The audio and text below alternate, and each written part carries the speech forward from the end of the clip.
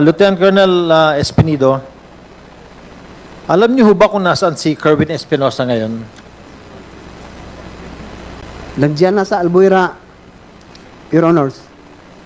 Alam niyo ho ba kung na-disband na yung grupo niya? Hindi, Your Honors. Hindi pa na-disband yung grupo niya. Sa ngayon, Your Honors.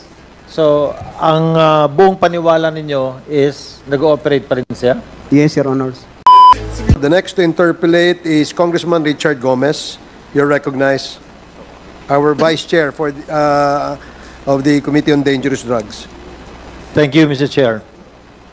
Mr. Chair, my inquiry today will be based on the documents submitted by Lieutenant Colonel Jovis Penido.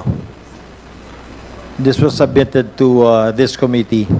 Now, if ever there are sensitive questions that would incriminate him, maybe I can ask when we get into executive session, Mr. Chair.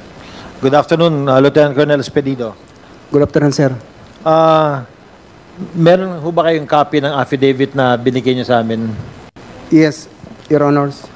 Can you please take a look at the first page, number 4. Pakibasa niyo nga ho sa akin yung second sentence niyo on your assignment sa Albuera. Number 4.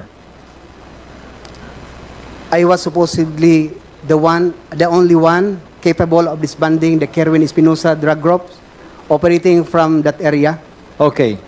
And then sa number 5, Lieutenant Colonel Espinido, pakibasa nyo nga rin po yung first sentence nung number 5. Soon after, I received a formal order from Camp Crami assigning me as Chief of Police, COP of Albuera, Your Honors.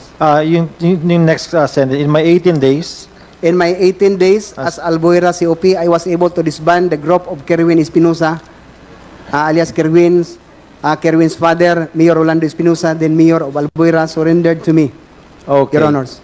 Thank you. Lieutenant Colonel Espinido, alam niyo ho ba kung nasaan si Kerwin Espinosa ngayon? Nandiyan na sa Albuera, Your Honors. Alam niyo ho ba kung na-disband na yung grupo niya? Hindi, Your Honors. Hindi pa na-disband yung grupo niya. Sa ngayon, Your Honors. So, ang buong paniwala ninyo is nag-ooperate pa rin siya? Yes, Your Honors. Okay. Sa number 10, on page 2, pakibasa nyo nga, Colonel Espinido, yung number 10, first sentence. Mayor Espinosa had a list of police generals and other PNP officials who received money from their group as indicated in the ledger and in the copies of cleared checks that we were able to recover from their accountant. Your Honor. Thank you. Mr. Chair, because it will be very sensitive for us for Colonel Espinido to divulge the names right now. Maybe during executive session, we can ask the question and Colonel Espinido can give us the details on this. Okay yan, Colonel Espinido? Yes, sir. Okay. Yes, sir. Now, I will go to page 3. Number 16. Colonel Espinido, pakibasa nyo nga ho yung second sentence ninyo. I believe Chief De La Rosa was involved in the dismissal of the cases that I built up against Kerwin Espinosa, including the burying of the cases that I was building against his police protectors or cuddlers who have been receiving money from him. Colonel, medyo mabigat din itong statement na ito. Bakit buong paniwala nyo na ito nga ho yung ginawa ni Chief De La Rosa at the time? Your Honors, Mrs. Chair, ang police, pag ikaw mapailan ng complaint sa RIAS, the RIAS will conduct an investigation, Yes. recommending the penalty of that said police officer to the regional director.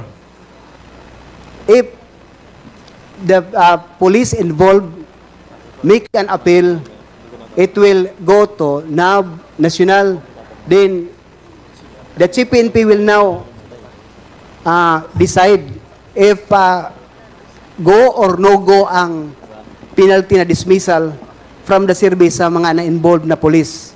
Sila lang ang may authority, yung RD at saka Chief PNP, na mag-decide na, Your Honors, ito siya, i-dismiss to. Ito, hindi.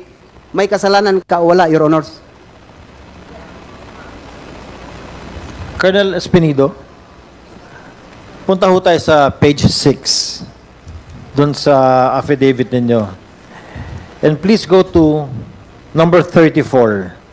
Pakibasa niyo lang po yung first sentence na sasalaysay ninyo. From my experience, I can say that the PNP is the biggest crime group in this country, Your Honors. Is that true? Yes, Your Honors. Mabigat, Colonel, itong salaysay na ito, ha? I will not ask you the names now, pero sa executive session na rin. Are you saying all of this because malapit na po kayo mag-retire sa serbisyo? Yes, Your Honors. And you seem to be so displeased. Hindi ho kayo naging masaya sa mga panghitabo ba? Sa mga pangyayari? Yes, Your Honors. What do you plan to do upon retirement? Ano ang gusto ninyong gawin for your community, sa simbahan ninyo, for your people? To continue siguro, Your Honor, sa pag-evangelist. Tapos na ako sa trabaho as a public servant, then yun naman ang sa Panginoon ko. Because in Matthew chapter 6 verse 33, it says that seek ye first the kingdom of God and His righteousness, and all of these things shall be added unto you. Yun ang gawin ko, Your Honors, if God's will. Mag-missionary lang. Colonel Espinido, do you honestly believe na hanggang ngayon malaki pa rin ang problema ng drugs natin sa probinsya natin sa Leyte?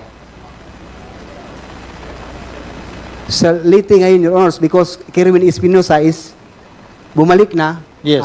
Bumalik na naman, Your Honors. Paano kasi magkaubanda sa atong probinsya? Ang atong speaker nasad sa atong probinsya. What do you think is the best thing that can be done para mabawasan ang problema ng drugs doon sa probinsya natin? Your Honors, ang police lang talaga ang magsulba sa lahat ng problema. Walang kasali, hindi kasali ang mga elected officials. Only the police, because we have the power mandated by laws to implement the law without fear or favor. That is our mission, to maintain and prevent, to serve and protect. Yun lang sana, Your Honors, ang police isinasabuhay yung mission at saka yung core values na pro-God, God-fearing, hindi tumatanggap ng pera. Matapos yung problema ng drugs, Your Honors, in Leyte. Thank you, Colonel Espinido. Thank you, sir. Mr. Chair, I end my inquiry in this committee. Hopefully, with what Colonel Espinido said, we're hoping that we can strengthen our police operations, that the national government will strengthen the police force in our province in Leyte through the help of the Philippine National Police and through the help of our speaker. Thank you so much, Mr. Chair. Thank you, Colonel Espinido. Thank you, sir. Congressman Gomez.